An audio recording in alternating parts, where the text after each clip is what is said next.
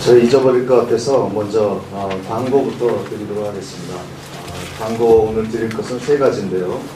늦은비와 또 송구영신, 그리고 이번 금요일 날에 있을 전도형 목회 세미나에 대한 간단한 소개 광고를 드리도록 하겠습니다.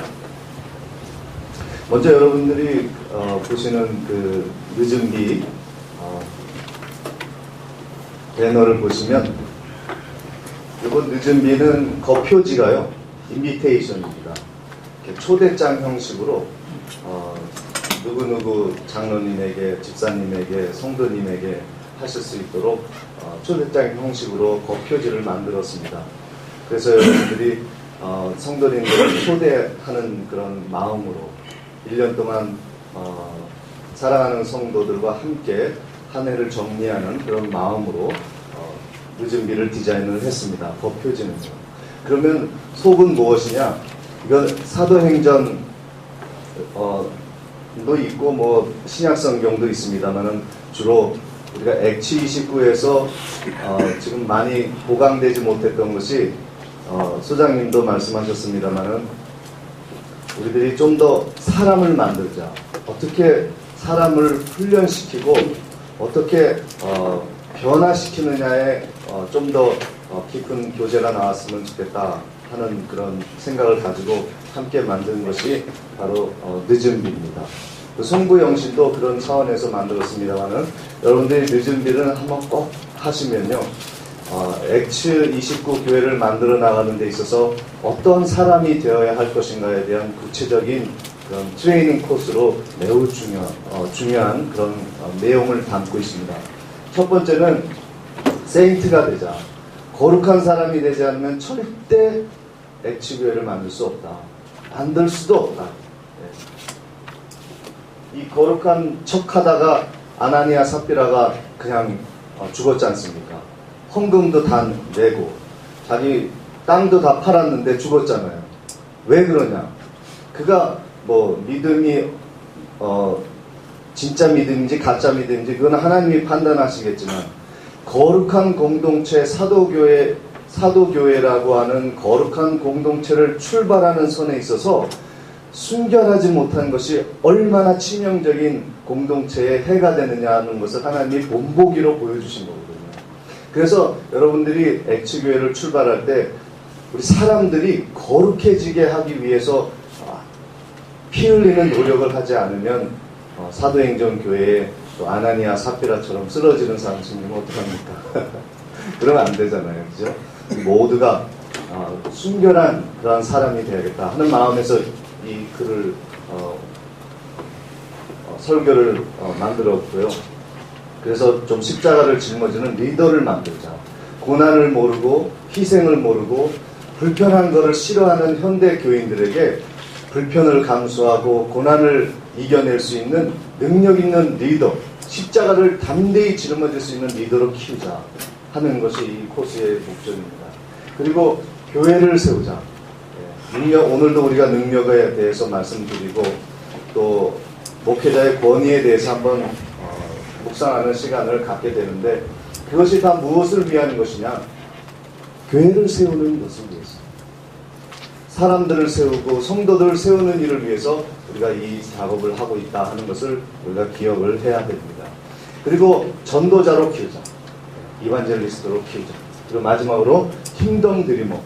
최종적으로는 우리가 다 무엇을 위해서 일을 하냐면 하나님의 나라를 위해서 일을 한다 하는 것을 우리가 그런 관을 가지고 목회도 하고 성도들도 그렇게 훈련시키자 하는 것이 바로 늦은비의 목표가 되겠습니다.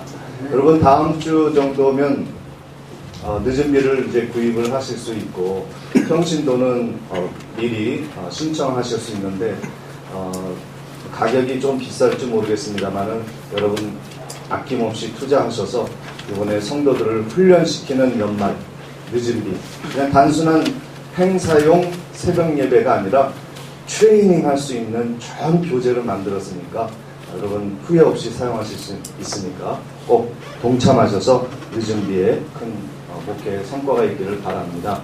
그리고 지금 송구영신 이번에 디자인한 책이 한 150페이지 가까이 되는 아주 굵은 책으로 만들었습니다. 전에는 송구영신이 좀 얇았는데요.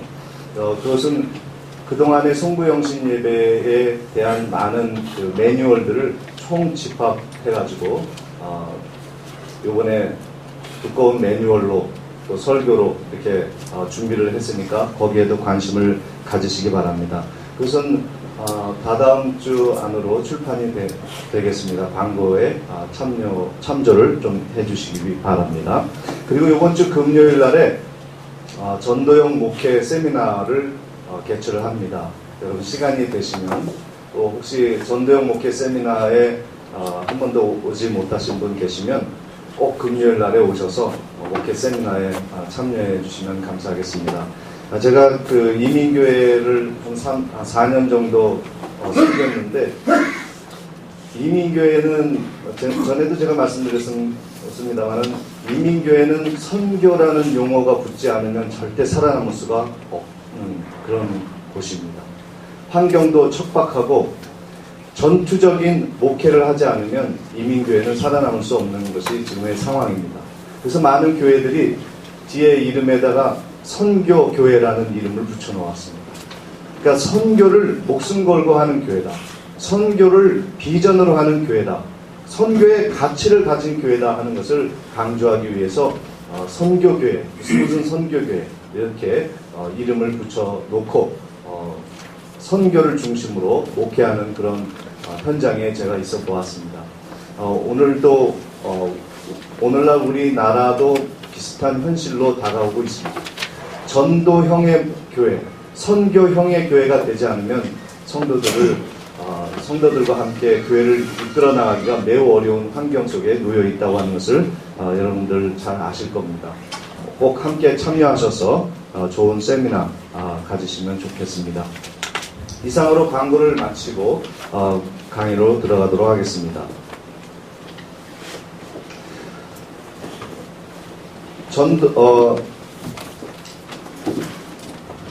저희 강의의 오늘 주제는 Power and Authority in Ministry, 목회의 권위와 능력이 어디에 있는가 하는 것에 대해서 잠시 생각을 해보도록 하겠습니다. 교재 남았으면 한 번만 좀 퍼주세요. 여기 없는데.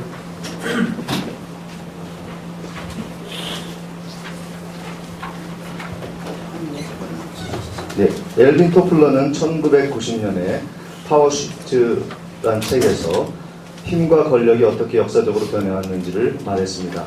2000년대에 들어와서 토플러는 제3의 물결에서 21세기를 두뇌의 시대라고 말을 했습니다.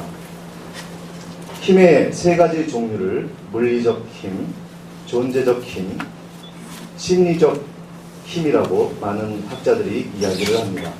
목회자에게 참된 힘은 무엇일까요? 사도행전을 통해서 교회의 힘, 목사의 힘, 사람의 힘, 사역의 힘에 대한 원리를 잠깐 오늘 살펴보도록 하겠습니다. 그 엘빈 토플러가 얘기하는 제3의 물결은 잠시 언급해 드렸습니다마는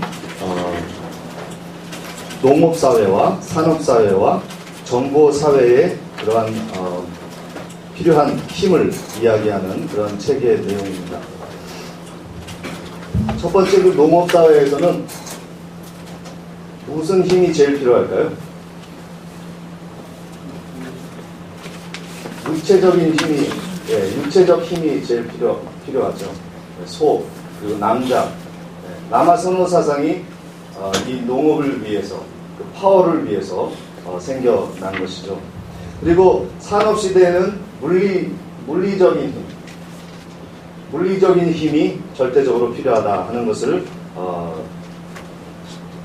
필요한 것이죠. 그래서 기계나 여러 가지 그 물리적인 힘을 필요로 하고, 정보시대, 지금이 그 정보시대인데 이 정보시대는 그야말로 정보와 또 지식의 힘이 가장 필요한 시대다 하는 거죠.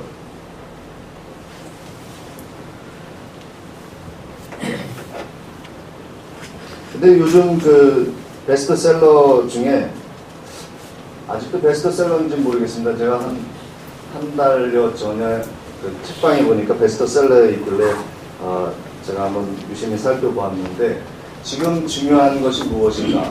여러분 다 읽어보셨을 줄 압니다.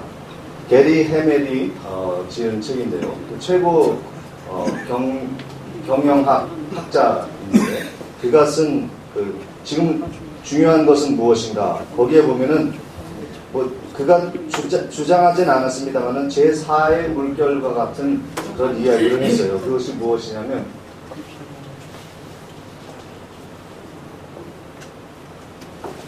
가치라는 겁니다.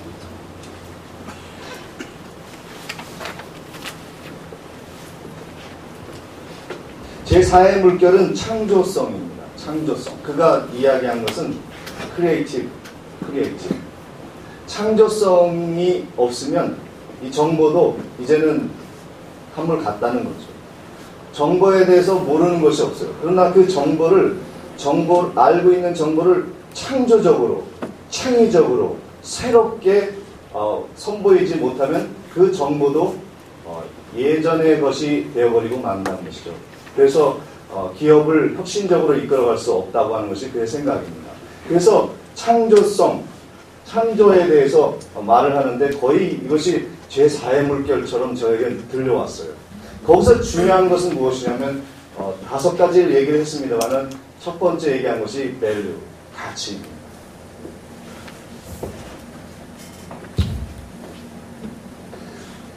이 가치는 경제를 이끄는 또 회사를 운영하는 데 있어서 무척 중요한 원리로 그가 이야기를 했는데요. 저도 여러분들 들어보시면서 교회에 물론 비즈니스를 교회에 적용할 수는 없습니다만은 한번 적용할 부분이 있는가 한번 여러분 생각을 해보시면서 이 강의를 한번 들어보시기 바랍니다. 이 가치라고 하는 것이 산업경제, 또 지식경제, 또 창조적인 이 경제로 나오면서 매우 중요한 원리로 등장을 했다고 하는 것을 여러분이 기억을 하시고 한번 강의를 들어보시기 바랍니다. 오늘 제가 가치에 대해서 주로 이야기를 좀 더 말씀을 드리려고 하는데,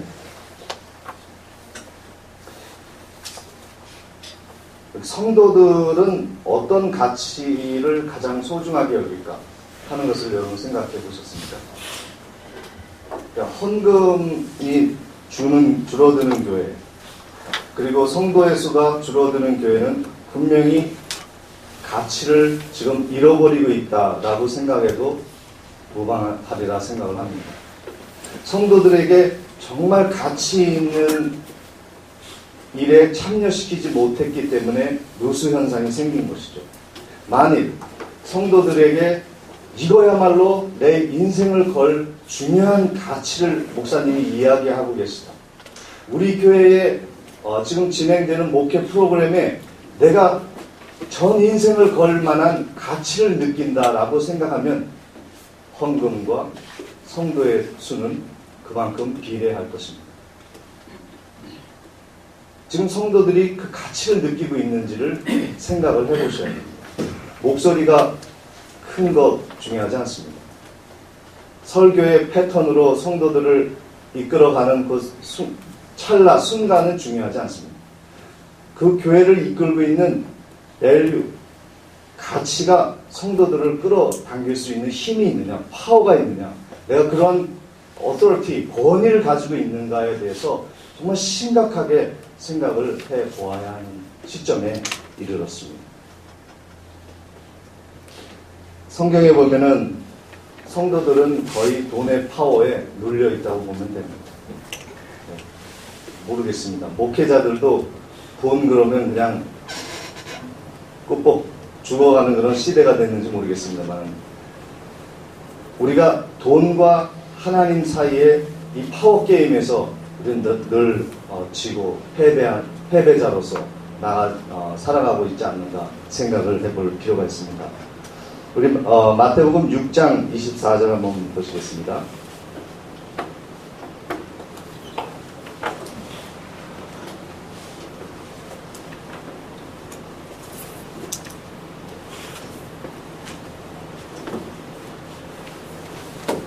네, 마태복음 6장 24절 거기 말씀해 보면 한 사람이 두 주인을 섬기지 못할 것이니 혹 이를 미워하고 저를 사랑하거나 혹 이를 중히 여기고 저를 경히 여깁니다. 너희가 하나님과 재물을 겸하여 섬기지 못한다. 여기 말씀해 보면은 재물과 돈과 만몬이라고 하는 그 만몬 신과 하나님을 겸하여 섬기지 못할 것을 말씀해 주고 있습니다. 그러면서 여기서 계속 강조하고 있는 것이 돈이 악하냐 그걸 말씀하는 것이 아니라 이 물질을 가지고 하나님을 섬길 수 있느냐 하는 그 가치에 대해서 이야기해 주고 있습니다. 이 보물, 돈을 가지고 하늘나라를 위해서 쓸 것이냐, 헌금과 구제와 또 선한 일과 또 목사의 선물도 하나님의 일인지 모르겠습니다. 목사님을 이렇게 돕는 거, 네. 이런 일을 위해서, 선한 일을 위해서 돈을 쓸 수 있느냐, 아니면 그냥 이 땅만을 위해서 이 물질을 사용하느냐, 먹고 입고 마시고 잠자는 집을 위해서 또 자녀만을 위해서 자기의 쾌락을 위해서 돈을 쓰느냐, 이것에 대해서 결정하게 만드는 것은 무엇이냐면 바로 가치입니다. 내가 이 돈을 무엇을 위해 쓸 것이냐는 그 가치관이 분명하면 여러분의 귀한 사역을 위해서 과감하게 성도들이 헌물하고 또 귀한 물질로 사용할 수 있으리라 이렇게 생각을 합니다. 그래서 이 물질을 통해서 하나님 나라를 세우도록, 세상 나라가 아니라 하나님 나라를 세우도록 우리들이 가치를 심어줘야 합니다. 그래서 결국은 믿음의 싸움입니다. 성도들이 물질과 하나님의 나라, 하나님의 영광을 위해서 어디에 그 물질을 사용할 것인가 하는 것에 대해서는 여러분들이 믿음의 가치를 바르게 세워 주셔야 하는 것입니다. 오늘 그 마태복음 6장의 본문에 보면은 믿음의 싸움과 염려의 싸움이 같이 나오는 것을 볼 수 있습니다. 이 염려라고 하는 것은 염려와 근심과 걱정은 믿음의 정반대편에 존재하는 개념입니다. 그래서 성도들은 항상 왔다 갔다 하는 것입니다. 믿음이 약해지면, 믿음이 적으면 염려가 많아지고 근심하고 스트레스 받고 걱정하는 것이 바로 이 구조입니다. 믿음의 정반대편이 불안한 것입니다. 그 결국은 무엇이에요? 모든 사람들의 가치관은 믿음의 싸움인 것이죠. 이 믿음 하나가 싸우는 거예요. 믿음이 식으면 이런 현상들이, 부정적인 현상들이 계속 나타나게 되는 것입니다. 그래서 우리 목사님들은 성도들이 어떻게 하면은 큰 믿음, 좋은 믿음, 건강한 믿음을 가지고 그들의 모든 이 부정적인 세력들을 이겨나갈 수 있느냐 하는 것에 집중하셔야 하는 것입니다. 그 믿음도 지적인 믿음이 있고요, 감정적인 믿음이 있습니다. 이것으로는 믿음을 온전히 지탱할 수가 없습니다. 사명적인 믿음이 있어요. 사명적인. 그래야 흔들림 없이 믿음을 지탱할 수 있게 되는 것입니다. 사명적인 믿음. 죽기 살기로 믿는 것이죠.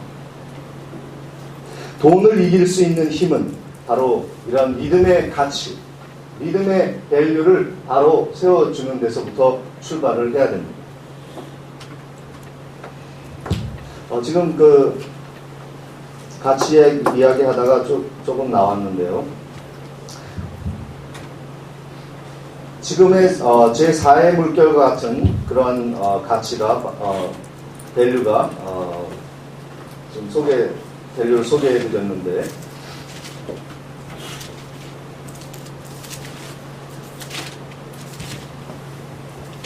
이 창조성, 가치를 창조해내는 이 창조성에 대해서 아까 책에서 소개해드렸던 것이 창조적인 거 아닙니까? 크리에이티브.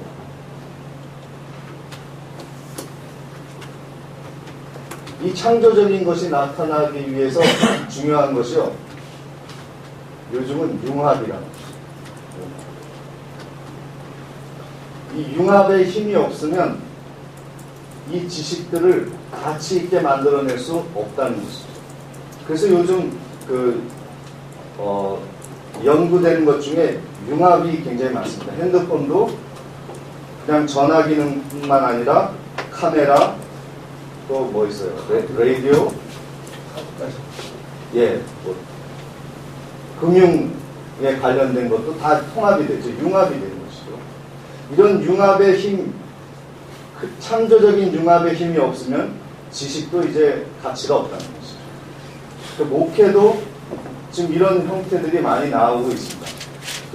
어떤 본질을 흐리라는 말씀이 아니라 창조적인 목회를 가치 있게 만들어낼 수 있기 위해서 지금 여러분들이 하고 있는 그 목회의 패턴 속에서 융합할 수 있는 것이 무엇인가 하는 것을 좀 더 고민해 보실 필요가 있습니다. 소장님 되게 싫어하시는 것 중에 하나가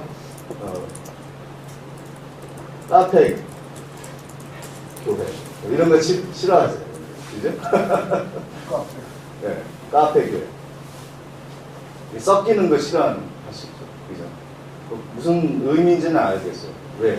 본질로 나아가야 영원하고 흔들림 없고 시대의 흐름을 타지 않는다 하는 것에 대해서 이야기하는 거죠. 결국 교회 앞에 붙는 많은 뭐 카페 교회, 무슨 교회 하는 것들은 다 문화를 접목시키는 것이죠. 왜? 융합을 위해서. 창조적인 가치를 만들어내기 위해서 사람들에게 어트랙티브한 것을 위해서 어떻게 전도를 해야 될 거 아닙니까? 선교를 해야죠. 그렇기 때문에 앞에다 갖다 붙이는 거죠. 그러나 중요한 것은 본질인 것이죠. 복음. 복음의 본질이 흔들리면 교회는 무너지게 되어 있습니다. 그래서 문화도 무척 중요하지만 이거 없으면 센스티브하지 못해요. 그래서 이 센스 하나가 목회를 살리냐 죽이냐 하는 경우도 있습니다. 이 센스를 놓치면 현대적인 문화의 가치를 놓치면 목회도 어려워집니다. 그러나 본질은 아닙니다. 할 수 있어요.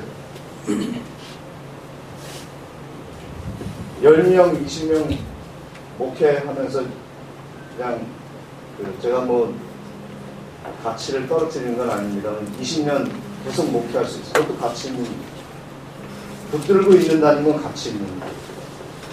그러나 이양하는 것, 성공하고 성장하고 부흥해야 되는 것이 우리의 목표가 되어야 되지 않을까 하는 것입니다. 그러기 위해서는 이 앞에 붙은 이 컬처, 문화적인 부분은 바로 이 창조적인 생각으로 가치를 만들어내는데 기여할 수 있다. 그러나 중요한 것은 복음. 그래서 복음은 항상 시대에 따라서 사선을 걷습니다. 사선을. 삶과 죽음의 사선을 복음은 항상 걷습니다. 복음은 안전지대를 가는 것이 아니라 늘 삶과 죽음 사이를 오가는 거예요. 이렇게 하면 정말 성도들이 살까 죽을까를 오가는 것이 복음입니다. 늘 사선을 걷는 거예요. 철학은 사선을 걷는 거예요.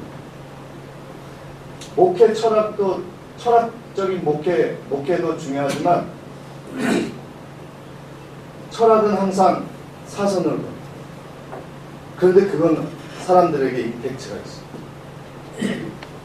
그래서 여러분들은 이 복음의 끈을 놓지 않고 중심을 잡고 이 문화를 활용할 수 있는 창조적인 가치를 만들어낼 수 있는 목회를 찾아내야 돼요. 이게 과제입니다.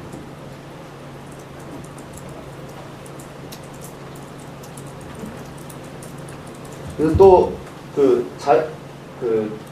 저도 미국에서 자연농에 대해서 좀 배웠는데요. 재밌어요. 농법을 이렇게 배우면 진리가 보이는 부분도 있습니다.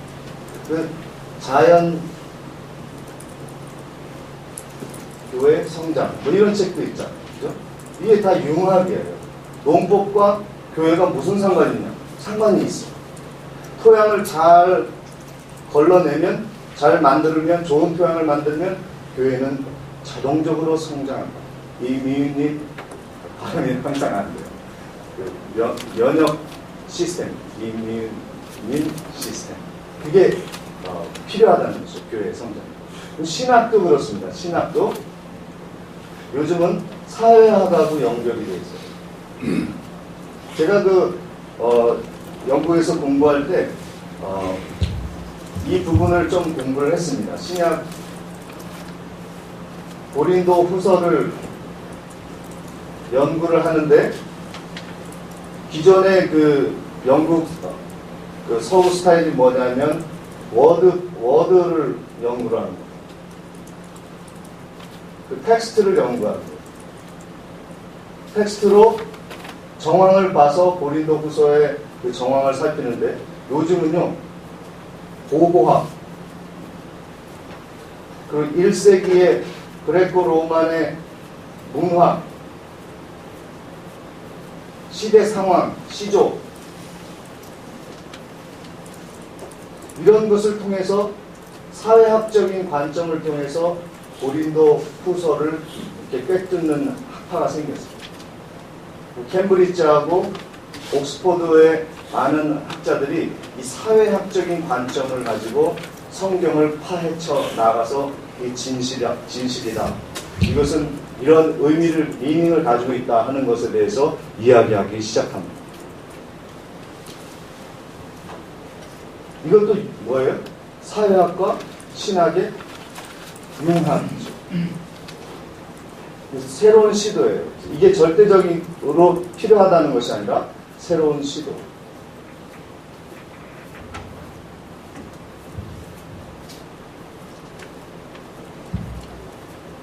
저희 그 연구소에 재미난 책 하나 있는데요. 옥공소라고 여러분 보셨습니까? 네. 옥공소 있죠. 요거 그 디자인한 연구원이 토목공학을 합니다. 토목공학. 학과 목회를 조화시킨 거예요. 근데 진짜 목회라고 하는 것이 추상적이고 또 보이지 않는 그런 목회의 형태인데 그거를 토목공학도 출신이 만드니까 목회를 얼마나 잘 그냥 이렇게 컨설팅을 해놨는지 몰라요. 저도 깜짝 놀랐어요. 그러니까 여러분 꼭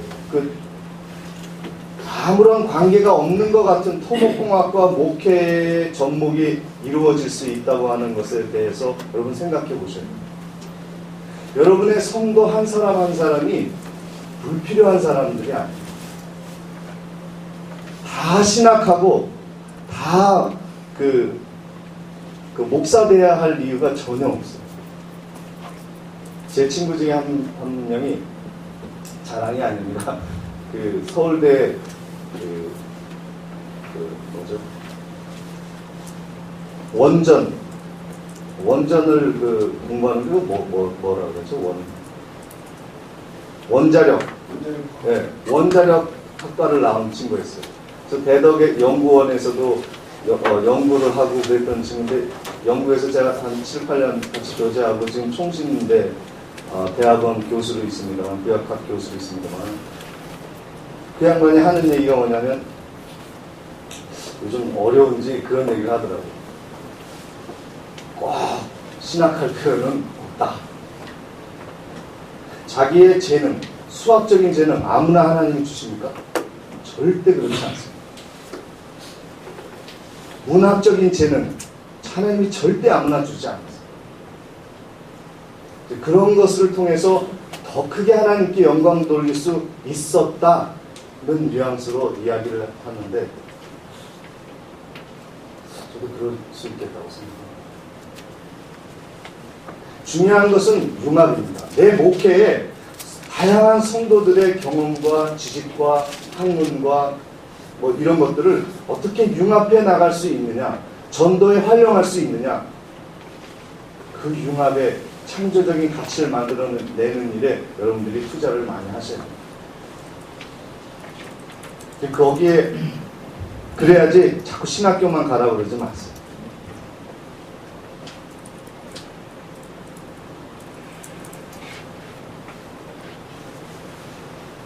이러한 가치에 대해서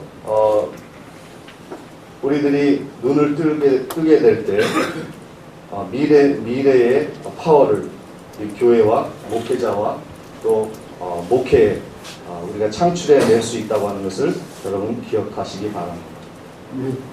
그 힘의 종류는 아까 물리적인 힘이 있다 그랬고 또 농업사회, 산업사회는 물리적인 힘이 통했던 시대입니다. 그리고 또 하나의 힘은 존재적인 힘이 있습니다. 피지컬의 힘이 있고요. 육체적인 힘이 있고 존재적인 힘이 있습니다. 또 하나는 심리적인 힘이죠. 심리적인 힘이 있습니다. 폴 틸리가 한 얘기는 존재 자체가 힘이다, 이런 얘기죠. Being is the power of being. 폴 틸리는 그래서 용기를 가지고 긍정적인 마음으로 너의 존재 가치를 인정하면 그것이 파워로 나타날 수 있다 하는 이야기입니다.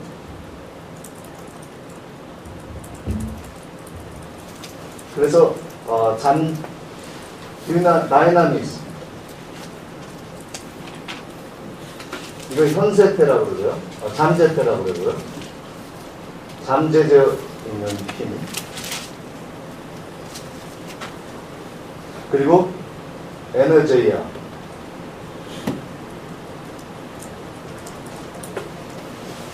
이건 현세태. 이 잠재된 힘이 표출되어 나오는 힘이 바로 현세태, 에너지라는 거죠.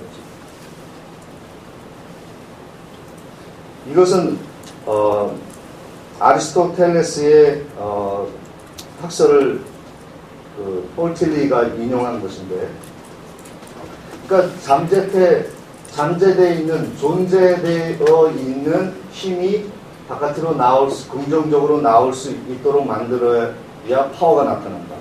그때 권위가 생긴다, 이런 얘기입니다. 그래서 병아리는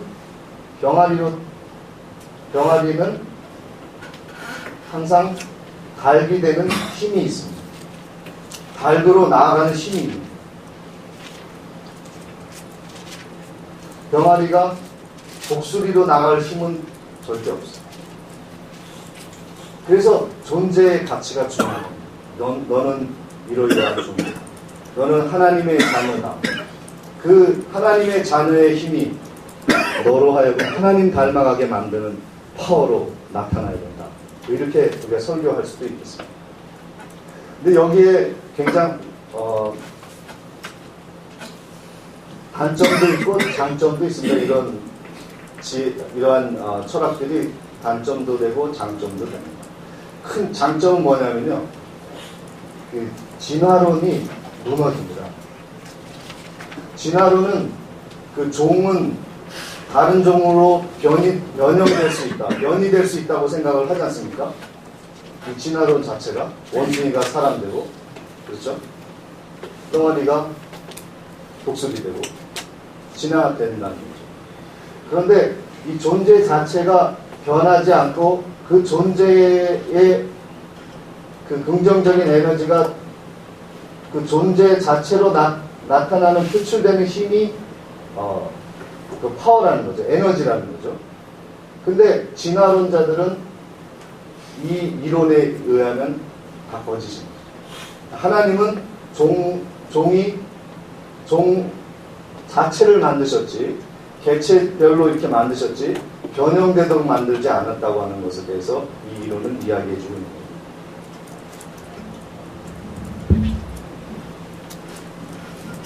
그런데 아까 단점에 대해서 제가 잠깐 단점도 있다고 그랬는데 이러한 것의 단점은 근본적으로 성경적이지 않습니다. 이 존재론적인 힘은 하나님의 파워에 대해서 부정하거나 외면해버립니다. 우리 목회에 있어서, 우리 목회자의 파워나 권위에 있어서 제일 중요한 것은 무엇이냐면 그 파워와 또 오소리티는 하나님으로부터 나온다는 것을 우리는 늘 생각해야 됩니다. 그래서 오늘 강의의 주제는 하나님입니다. 우리들이 정말 목회에 있어서 또 사역에 있어서 하나님의 능력과 권위를 인식하고 그 가치를 분명히 느끼면서 목회하고 있는가, 그렇지 않은가에 따라서 이 권위, 우리의 힘은 한가름이 나게 되어 있는 것입니다. 마지막으로 그 심리적인 힘은 시간 관계상 넘어가도록 하겠습니다. 그래서 저희들이 한 달 전에 X 능력 40일 능력 특세 그 책을 출판했는데 거기에 저희들이 그 사도행전의 능력이 무엇인가에 대해서 4가지로 설명을 해 놓았습니다. 여러분 X 능력 40일 특세 하신 분 계시면 한번 손 한번 들어볼게요. 몇 개 보셨는데 물론 사서 보셨을 수도 있습니다만은 사도행전의 큰 힘은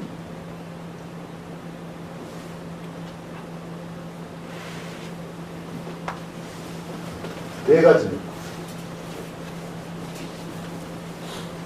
첫째는 말씀입니다. 둘째는 성령의 능력, 그리고 기도의 능력과 전도의 능력이 있습니다. 이 4가지의 능력이 사도행전의 4대 능력입니다. 그래서 이것에 대해서 바르게 우리들이 인식을 하고 그 가치를 알면 목회의 파워풀한 그런 목회가 실현이 될 수 있습니다.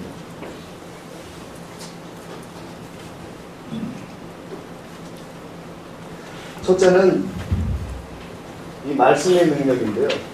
한마디로 말씀드리면 복음의 능력입니다. 십자가의 능력.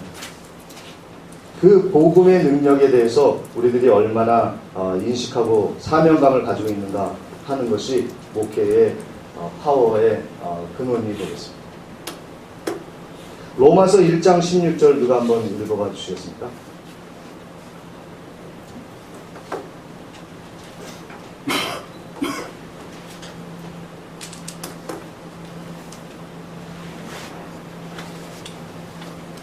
로마서 1장 내가 복음을 부끄러워하지 아니하노니 이 복음을 모든 믿는 자에게 구원을 주시는 하나님의 능력이 됨이라.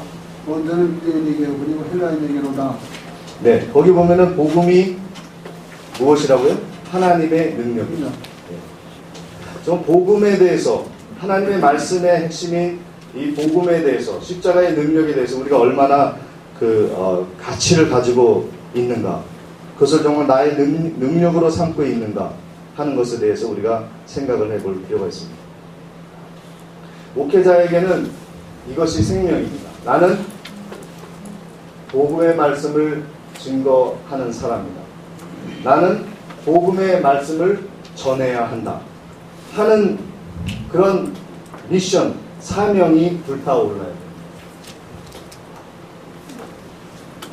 설교할 때, 글을 쓸 때, 설교 초고를 쓸 때 이 글을 넣을까 말까, 돌려서 얘기할까, 그냥 얘기할까, 고민이 굉장히 많으시죠.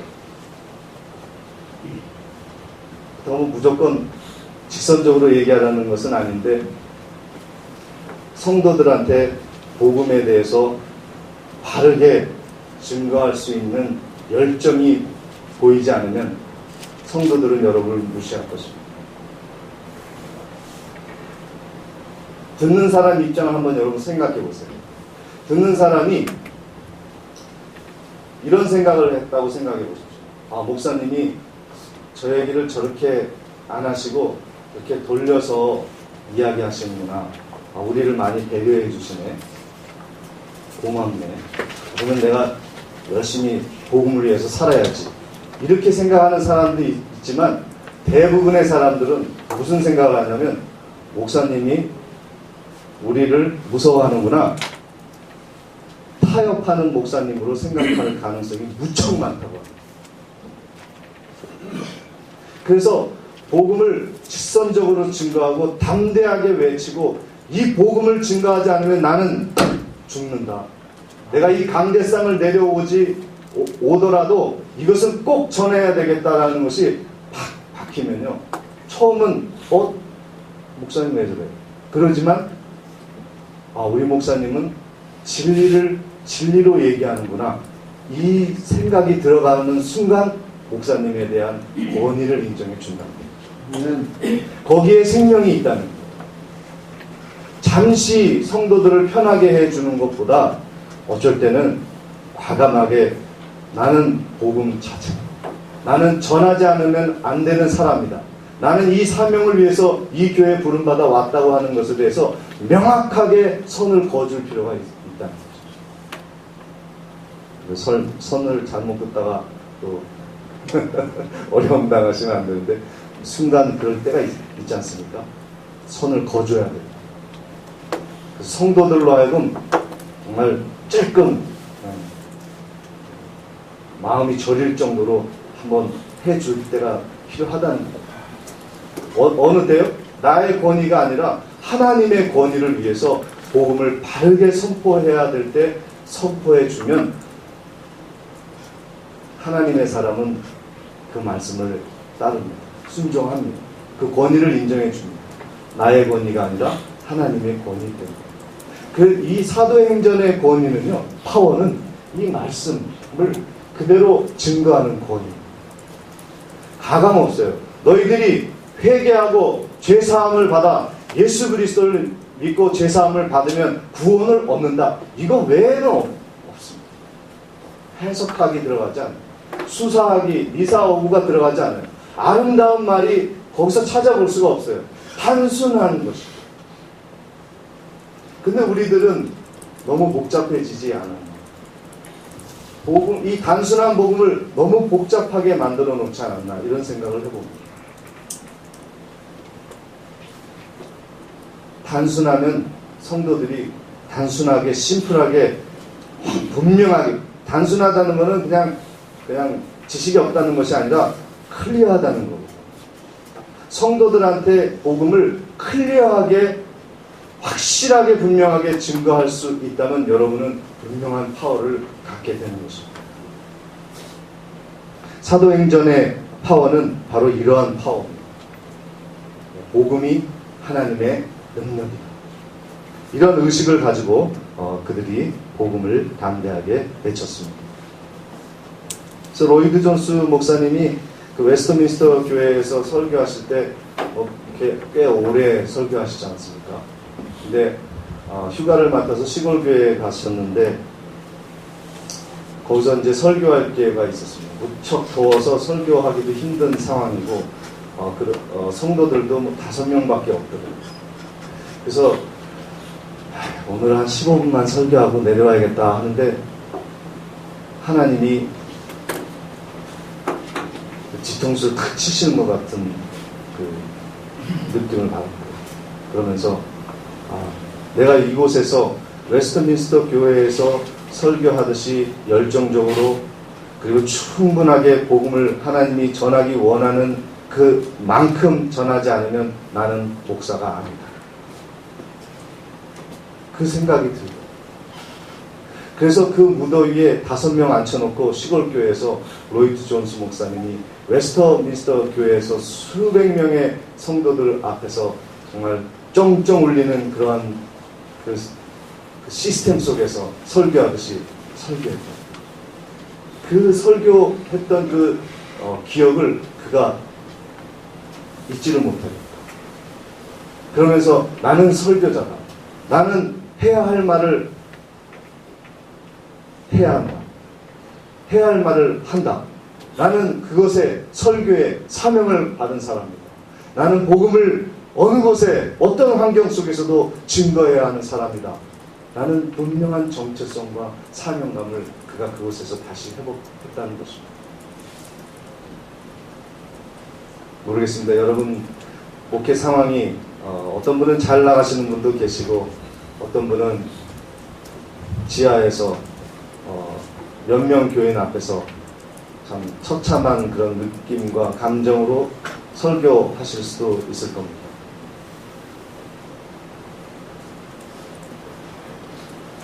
그러나 수백 명, 수천 명 앞에서 설교하듯이 그 몇 명의 성도 앞에서 열정을 가지고 설교할 수 있다면 여러분은 사명자인 것입니다. 복음의 사명자, 설교로 부름받은 사명자 의식, 그 가치, 그것을 여러분들이 꼭 가지고 이번 주에 한번 설교해 보십니다. 이 사명은요, 사명의 가치가 왜 중요하냐면 소장님한테 많이 들으셨을 겁니다.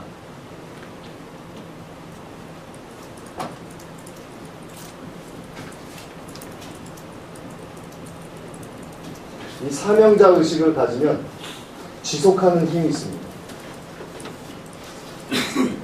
지속력을 가져 흔들림 없이 추워도 더워도 충분히 하나님이 원하시는 대로 설교하는, 사람이 있어도 없어도 충분히 하나님이 원하시는 양만큼 부름받은 것만큼 설교할 수 있는 힘이 생기는 것입니다.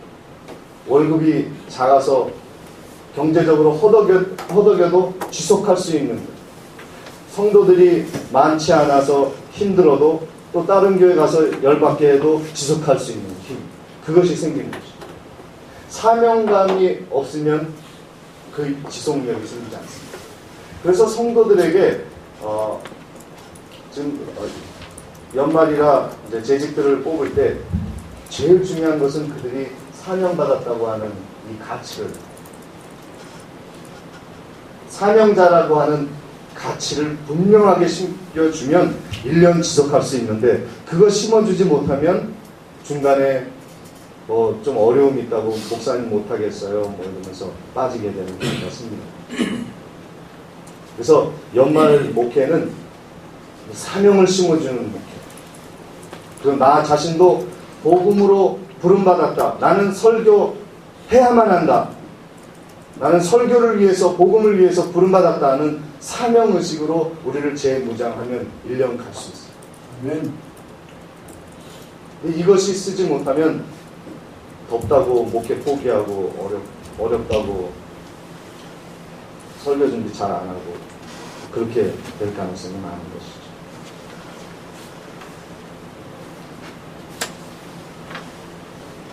제가 제 강의가 매주 하는 것도 아니고 잘하는 언변술도 있지 않아가지고 이리 갔다 저리 갔다 그럽니다. 근데 보니까 뭐 불충분성 첫 페이지에 있는 거 하나도 안 해요. 나중에 해요. 예? 나중에. 예. 그 거기에 뭐가 불충분하냐면 말씀이 불충분하고, 아까 제가 말씀드렸던 그런 복음에 대한 이야기입니다. 그리고 성령이 불충분하고, 그 다음에 능력이 불충분하다. 이렇게 해서 이제 풀어나가야 되는데 왔다 갔다 하는 것 같아요.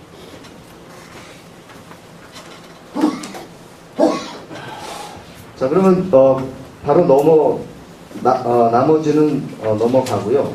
사도행전의 그 파워에 대해서, 지금 그 복음에 대한 파워에 대해서 말씀을 드렸는데, 좀 더 구체적으로 사도행전의 힘이 어떤 힘인가 하는 것에 대해서 잠시 말씀을 드리고 마치도록 하겠습니다. 나머지 시간은요.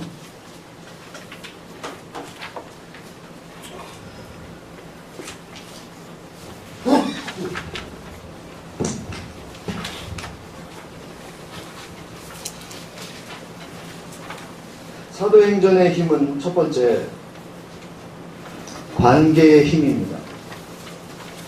이 릴레이션십이요, 그 파워에 무척 중요합니다. 아까 그 파워가 어디에서부터 나온다고 그랬죠? 우리 목회자의 파워는 하나님이라고 그랬잖아요. 그죠?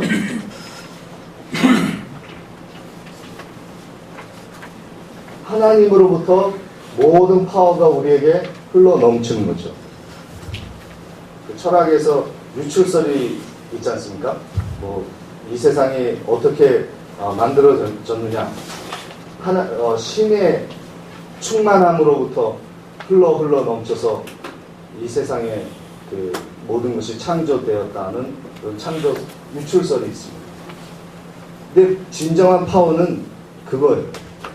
나에게 담겨져 있는 게 아니라 내가 하나님의 파워를 흘러 넘치게 할 수 있느냐의 문제이지, 난 파워 있다.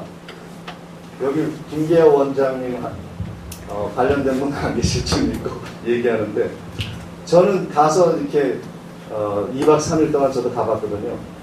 막 긁고 뭐 안에서 뭐 꺼내고 막 피부병 나는 사람 막 긁고 그러더라고요. 근데 저는 생각에 무슨 생각이 있냐면, 저 사람이 얼마나 신통하게 성령님이 자기가 원할 때마다 항상 그렇게 고쳐주고, 성령님을 조종하는 그런 느낌도 들어요. 물론 하나님의 능력이 있으면 항상 나타날 수도 있지만, 사시사철 긁으면 다 피부병이 낫고, 그냥 손톱으로 파헤치면 다 그냥 암덩어리가 뛰쳐나오고 그러는 건가? 그 능력이 그 여인에게 담겨져 있는 것입니다. 근데 뭐 그럴 수 있어. 뭐 하나님이 줄 수도 있고 안 줄 수도 있는 거예요. 그럼 네가 받았다 그러면 받는 거야. 그럼 복음이 정확하냐? 근데 복음은 그 복음에 대해서는 이상한 소리 안 하더라고요. 근데 문제는 뭐냐면, 이게 하나님의 능력이 한 사람 능력자에게 그냥 담겨서 그것이 하나님이 투영되는 것이 아니라 사람이 투영되는 것 같은 느낌이 드는 거 있잖아요. 그거는 저 이단이 아니야 라고 이 말씀으로만 판단하는 것이 아니라 그 이미지로 판단할 수 있어요. 정말 그 시술이, 성령의 능력이 하나님의 영광을 바라보게 하는지에 대해서 분명하게 우리가 인식을 해야 돼요. 근데 저는 그게 잘 안 보이고, 대단한 여자다, 뭐 자기가 원하면 언제든지 나타날 수 있는 능력인가 보다. 사람들이 그렇게 생각해요. 말하면은 하나님 말은 안 들어도 원장 말은 듣고 우물가에 와가지고 생수의 앞에서 기도하는 거예요. 둘러앉아가지고. 교회 가서 기도해야지 왜 우물가 주변에 와서 뭐 생수 달라고 기도해요.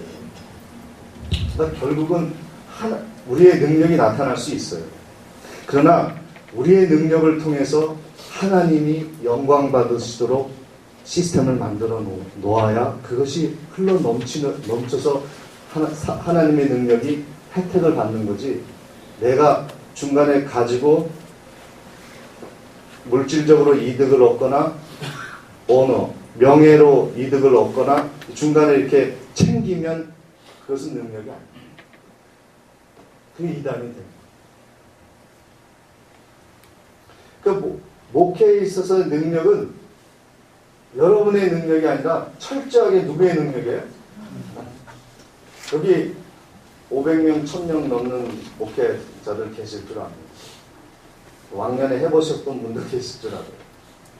여러분에게 무슨 능력이 있었기 때문에 그렇게 된 게 아니라는 생각을 가지고 있습니까? 철저하게 하나님의 은혜였습니다. 지금 나의 목회, 내가 주변에서 누구 설교 제일 잘해. 그게 아니라니까요.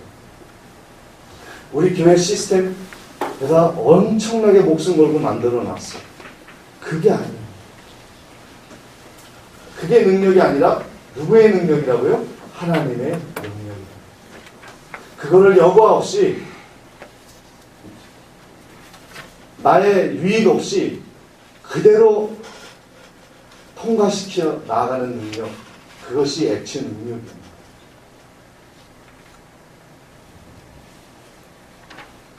그게 어디서 나오냐면 관계의 힘에서 나와요. 하나님을 아는 힘에서 나와요. 하나님의 관계가 흐려진 사람은요, 그렇게 착복한다는 거예요.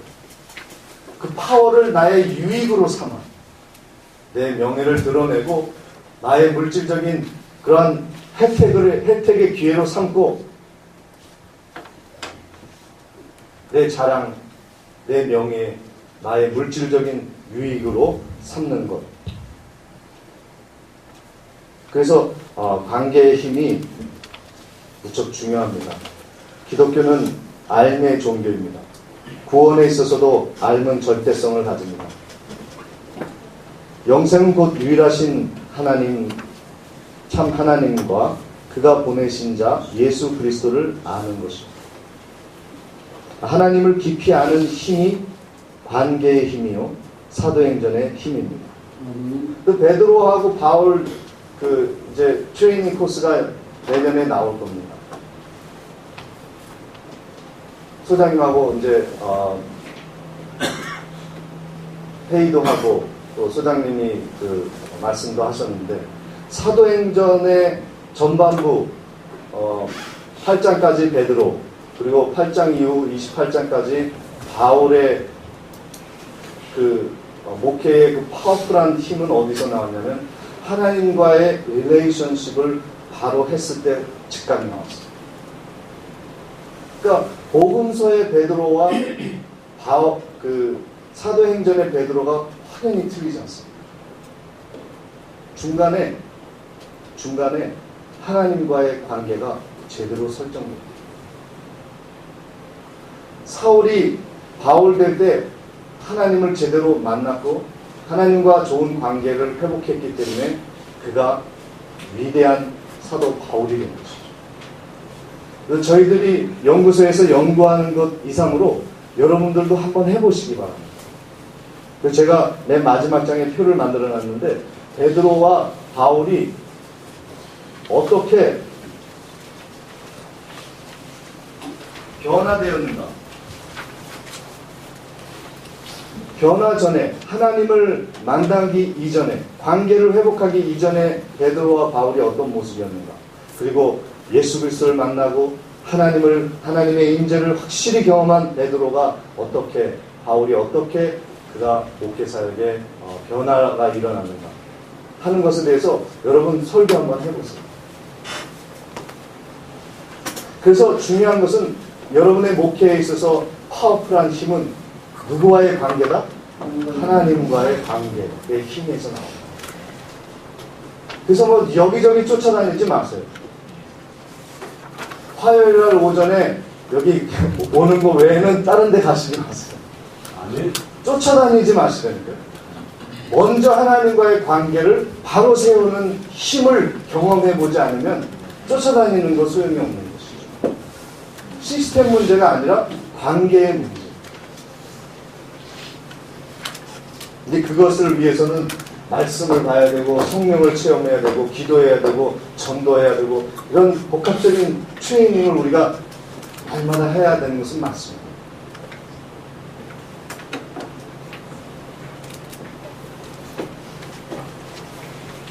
그래서 여러분들이 그 관계의 힘, 알의 절대성, 하나님과 그냥 관계한다고 그냥 기도만 하라는 게 아니에요. 말씀으로도 하나님을 알아요. 주님이 이런 분이시다. 기도를 통해서 성령 체험을 통해서 주님이 정말 나와 함께 하시는구나 하는 그런 관계성, 끈끈한 릴레이션십을 하나님과 갖게 될 때 거기서 진정한 파워가 흘러 넘치는 것입니다. 그리고 두 번째로는요. 그리고 그 관계의 상급이 있는데 그 창세기 15장 1절에 보면 하나님께서 아브라함에게 축복해 주실 때 내가 너의 상급이다 그랬어요. 우리 목사님들의 상급이 뭐예요? 하나님. 예스.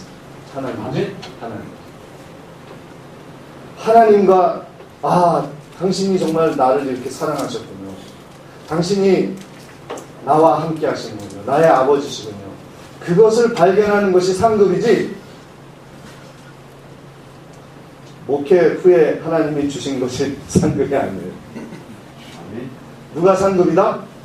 하나님이 상급이다. 다시 한번 외쳐보겠습니다. 하나님이 나의 상급이다. 하나님이 나의 상급이다. 네, 그렇습니다. 아멘. 아멘. 여러분, 후손들이 있죠? 자식이 있죠? 후손들이 있죠? 그 관계가 상급이에요. 폐의 열매가 우리의 상급이라고 했잖아요. 그런 관계가 상급이지 물질이 상급이 아니에요. 진정한 가치는 보이지 않는 것입니다. 그러나 존재하는 것입니다. 그것이 본질적인 우리의 목회의 상급인 줄 우리는 믿어야 됩니다. 그리고 두 번째의 우리의 파워는 고난의 파워입니다.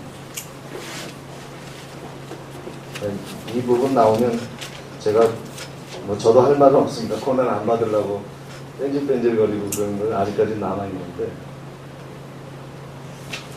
고난의, 사도행전의 고난은 사도들과 초대교회 성도들에게, 사도행전 교회 사람들에게 강력한 무기였습니다. 십자가를 짊어지는 힘, 사명의 힘, 고난의 힘이 그들의 파워풀한 힘이었습니다. 이것은 파라독시칼한 파워입니다. 역설적인 힘입니다. 왜 파라독시칼한 파워냐? 이유가 있습니다. 어리석은 자가 돼야 이 파워가 생깁니다.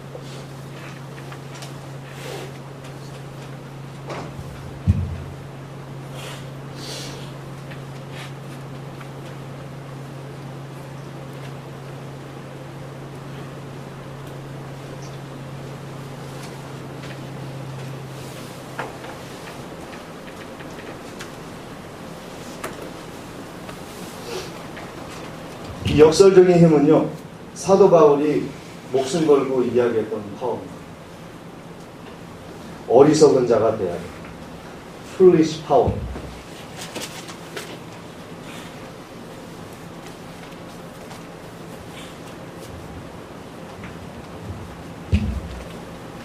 그 종려주일에 예수님께서 예루살렘에 입성하실 때 죽을 거를 알고 가셨죠. 얼마나 어리세요. 그러니까 목회 자체가 힘든 걸 알면서 우리가 왔잖아요. 얼마나 어리석어요. 그런데 요즘 그 젊은 목회자들이, 그러니까 신학생 되려고 온 사람들이 그 면접할 때 이렇게 보니까 100명에 2~3명 외에는 하나님을 만난 것 같지 않대. 그러니까 하나님을 위해서 희생하고 고난 받을 각오하고 사명자 의식을 가지고 온 학생이 100명에서 1~2명밖에 안 보입니다. 나머지는 전부 다 짭이에요, 짭. 그냥 하나님을 알고 은혜 좀 받고 온 거지, 사명받고 내가 죽어도 지속하겠다는 사명자로서의 사명자로 온 사람이 100명에 1~2명밖에 없어요. 그걸 알 수는 없죠. 사람이 평가할 수는 없지만 그 느낌이 있죠. 그래도 우리 세대 정도, 저도 껴주십시오. 이제 50 됐습니다. 저희 세대만 해도 이거 가지고 버텼거든요. 월급 5만 원 줘도, 결혼해서 5만 원 받아도 전도사 하는 거예요. 그 고생하려고 목회한 거죠. 바보들 같이. 그러니까 플리시 가시, 그 책 중에 플리시 가시라는 책이 있어요. 어리석은 하나님. 아들을 죽일 줄 알면서도 사람을 사랑하는 하나님. 어리석은 하나님.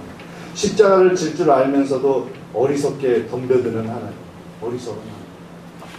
우리 목회의 본질이 어리석어야만 가능한 거예요. 근데 성도들은, 저기 성도님들 계신데 죄송합니다. 성도들은 되게 뺀질거리는 게 있어요. 손해 안 보려고 하고 희생 안 하려고 하는 그런 성향들이 있어요. 안 그런 분들도 많죠. 우리 목회자들만큼 희생의 농도가 짙지는 않아요.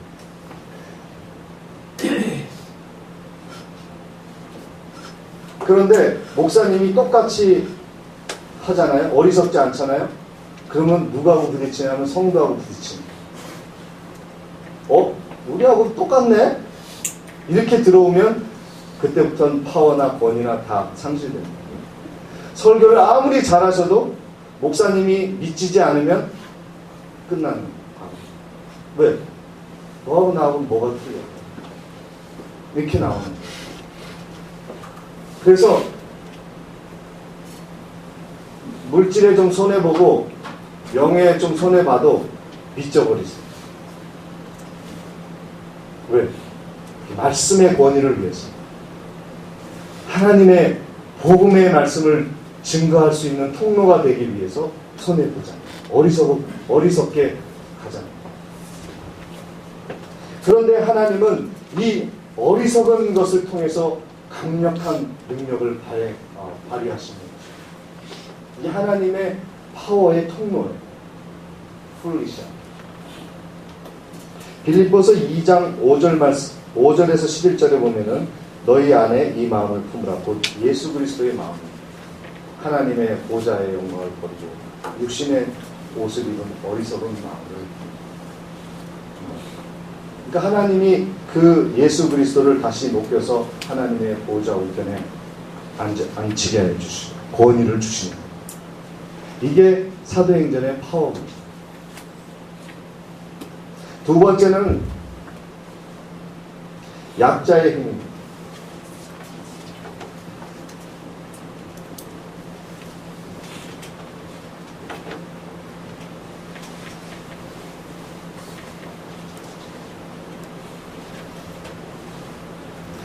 약한 자의 힘.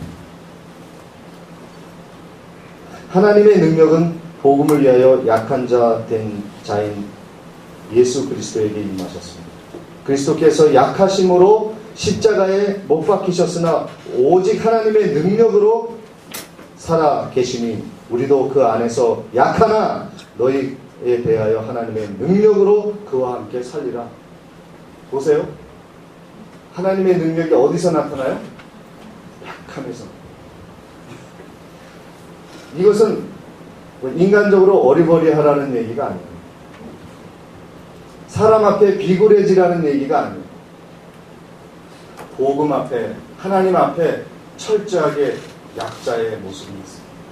그런데 개중에 성도님들이나 목사님들이 너무 강한 분이 있어요. 강자의식을 가지고 있어요. 가르치려고만 하고 배우려고 그러는 거 아니에요.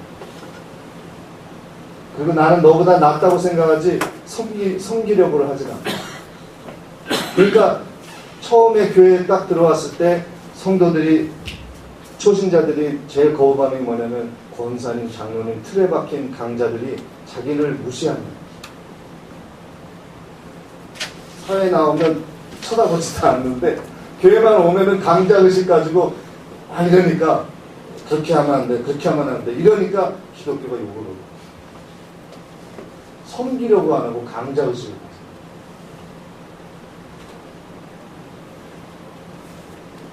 하나님 앞에서 언제나 약자의식, 그리고 다른 사람들에게 섬기는 자의 의식, 그 의식이 있어야 하나님의 능력이 그를 통해 여과 없이 통과되지 않겠습니다.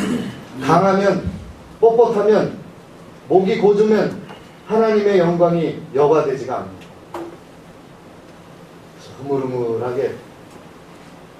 흐물흐물하게 풀어주세요.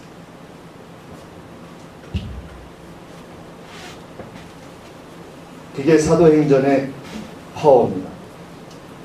고린도 후서, 중요하니까 우리 한번 찾아보겠습니다. 고린도 후서 12장 9절.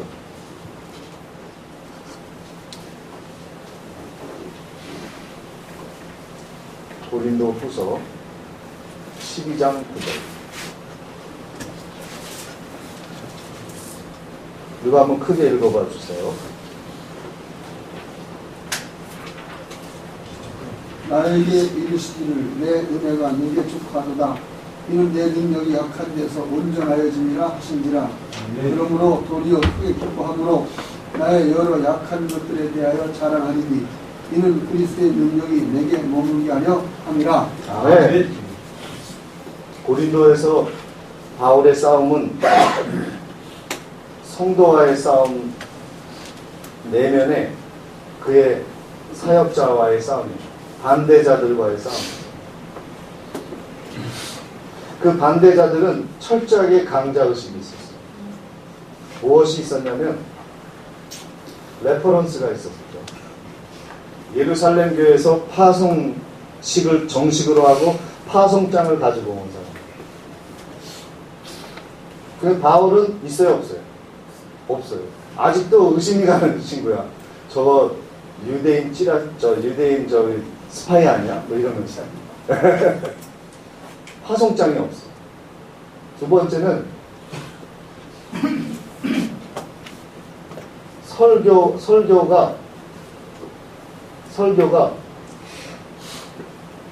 수사학이 그들은 있었어요.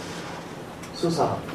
그러니까 철학자들을 통해서 고린도가 지금 그리스 아니에요? 아테네 옆이잖아요. 그죠? 그러니까 철학이 얼마나 발달했는지 수사학. 말이 어리버리한 게 없어요. 탁 정반합으로 가는 거예요. 논리적, 로직한. 그 사람들이 그냥 훅 가는 거예요. 그 복음이 없더라도 훅 가는 거예요. 근데 바울은 철저하게 바보같이 복음만을 준 거예요. 예수 그리스도는 부활하셨다. 예수 그리스도를 믿으면 죄사함 받고 성령 받고 하나님의 백성이 된다. 그거 외에는 없었답니다. 근데 성도들이 볼 때는 이 수사학으로 가르치는 사람이 좋아요? 시골교회 목사님처럼 설교하는 게 좋아요?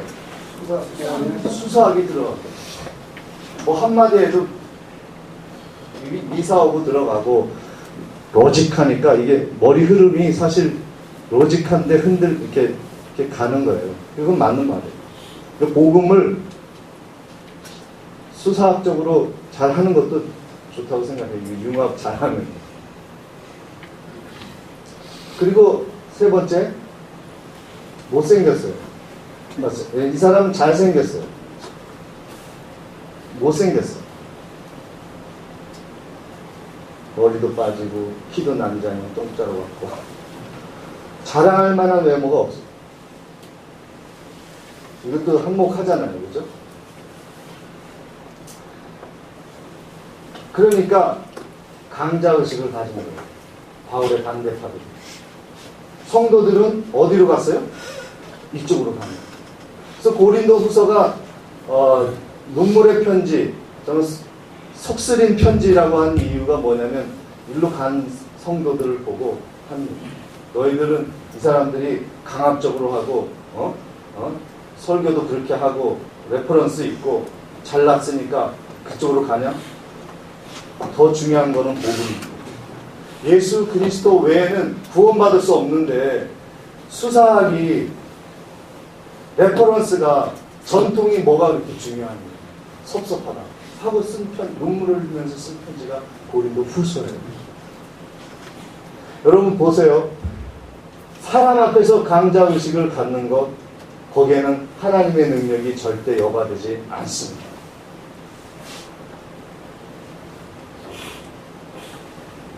약자의식을 가지시기 바랍니다. 언제나 말씀에 줄이고 언제나 의에 배고픈 돼지가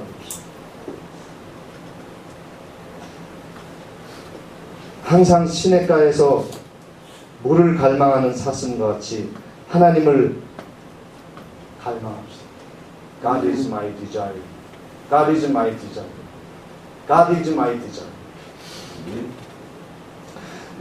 마지막으로는 낮은 자의 힘입니다.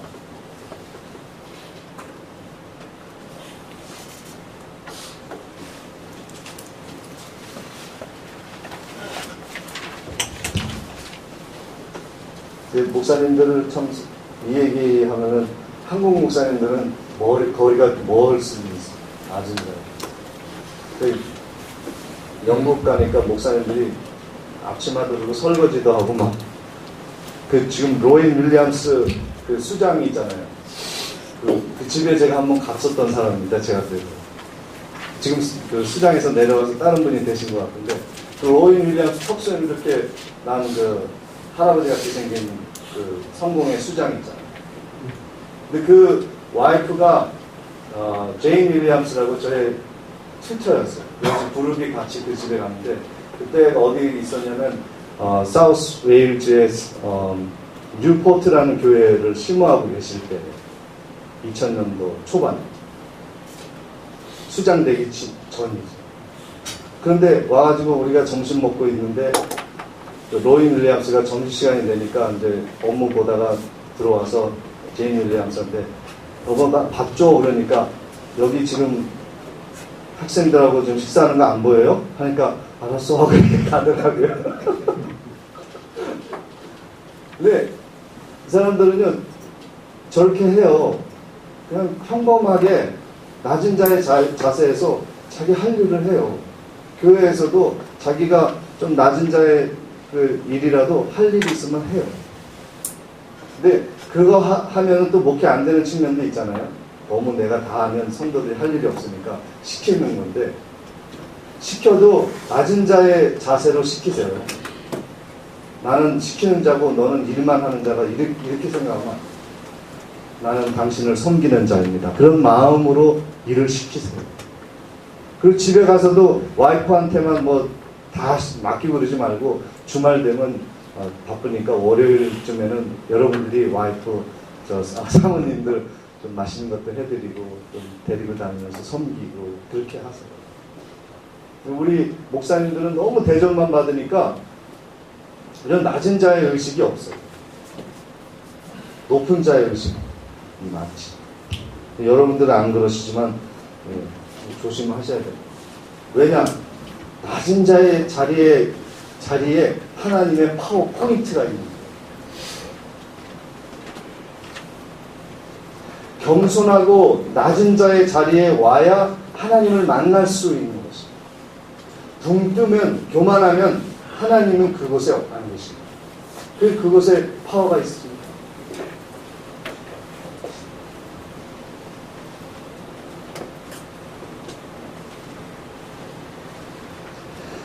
그래서 시편 138편 6절에 여호와께서는 높이 계셔도 낮은 자를 굽어 살피시며 멀리서도 교만한 자를 아시느니라.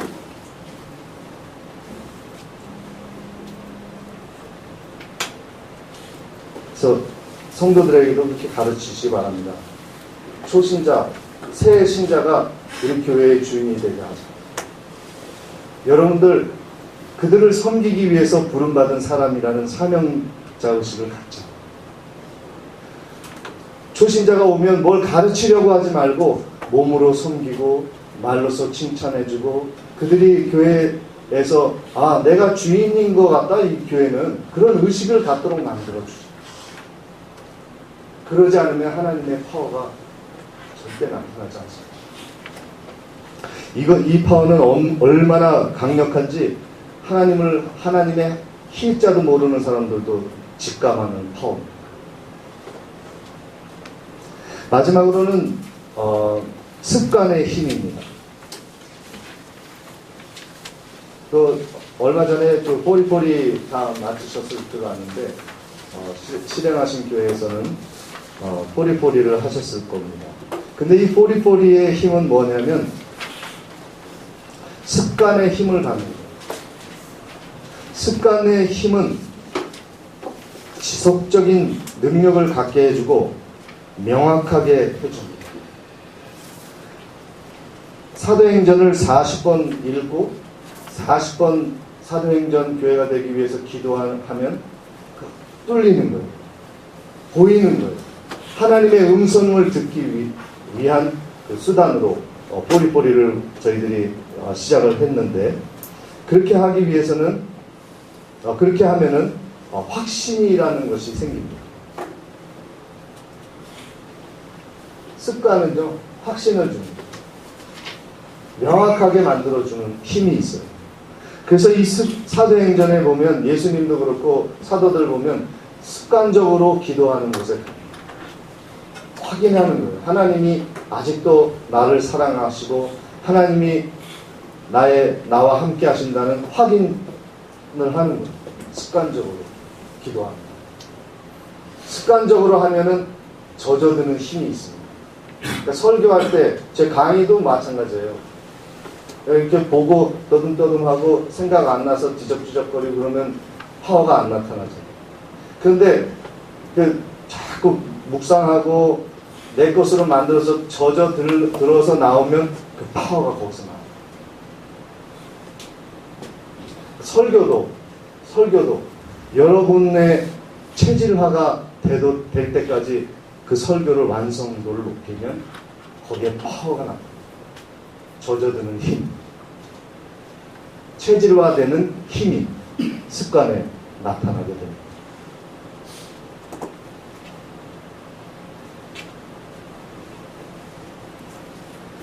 그것은 스스로 확신하게 만드는 힘이 되기 때문입니다.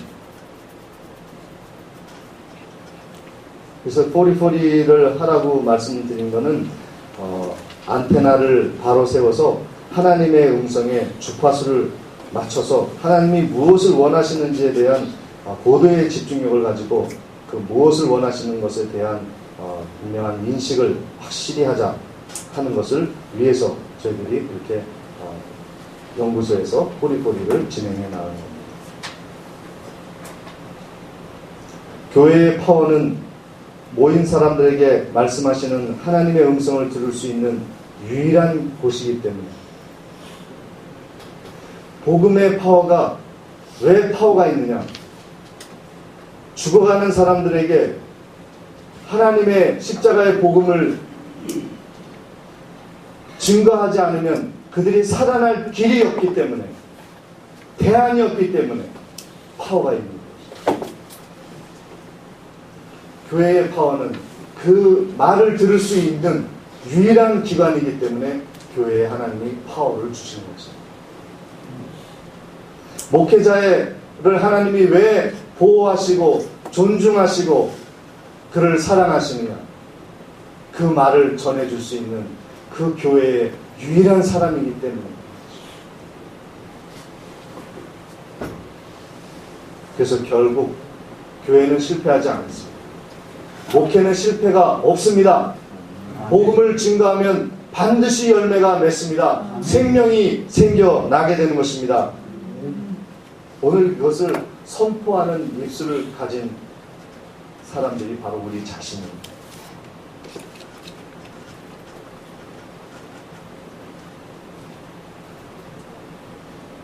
녹아드는 힘을 가지시기 바랍니다.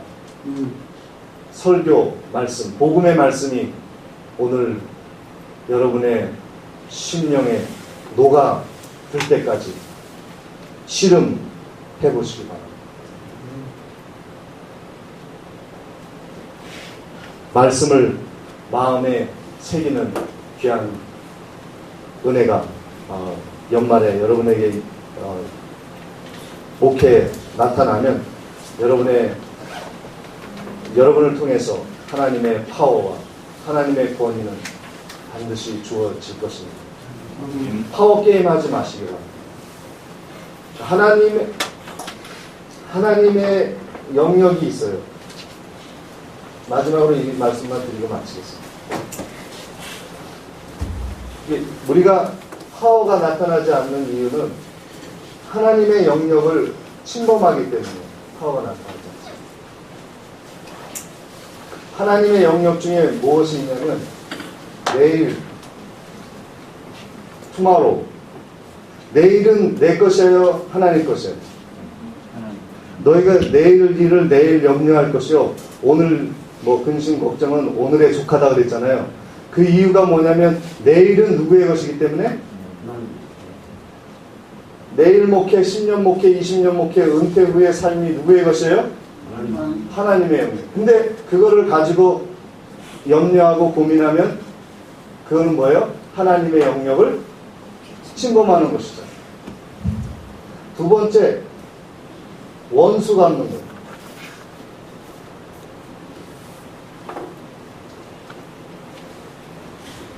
원수 갚는 것, 미워하는 사람, 우리 성도 중에 저거는 반드시 잘라놔야 돼. 그리고 나를 무시하는 목회자, 어디 교회 목사, 내가 반드시 내가 처단할 거야. 미워하는 거, 그거 다 하나님의 영역인데 하나님이 갚아주시는데 내가 하려고 그러는 건 하나님의 영역을 침입합니다.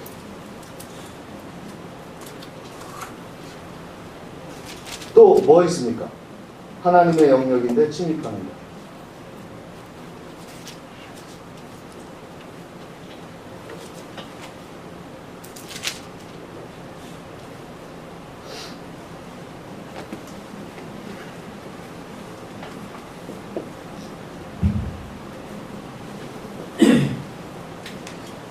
부흥도 하나님의 영역입니다.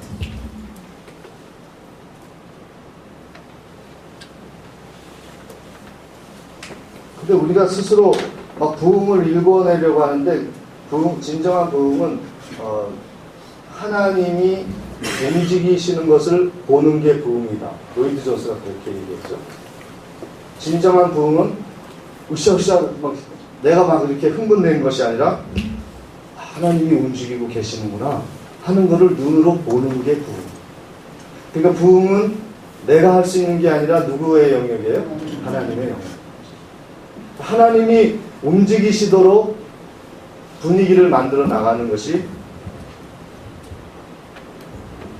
시계로 멈췄나? 지금 몇 시에요? 12시 7분이요. 죄송합니다. 아세요? 이건 안 해도 될 뻔했네. 그러니까 부흥을 위해서 내가 부흥을 일으키겠다가 아니라 하나님이 역사하실 수 있고 움직이실 수 있고 일어나실 수 있는 분위기를 만들어 놓는 것을 최선을 다하는 것이 나의 영역이지 부흥이 되고 안 되고 그건 하나님의 영역.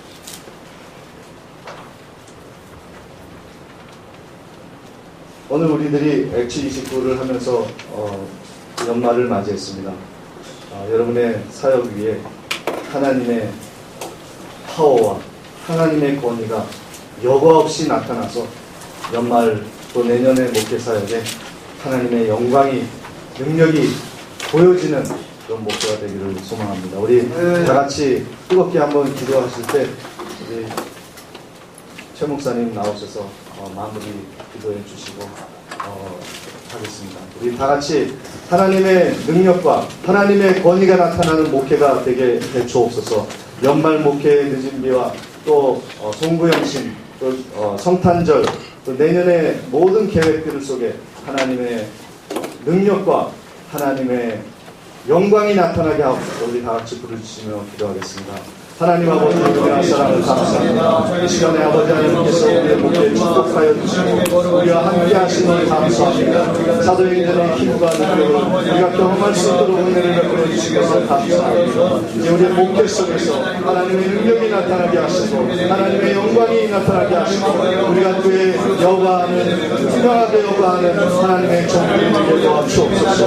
복음의 능력을 주옵소서. 하나님의 역사를 나타나게 하옵소서.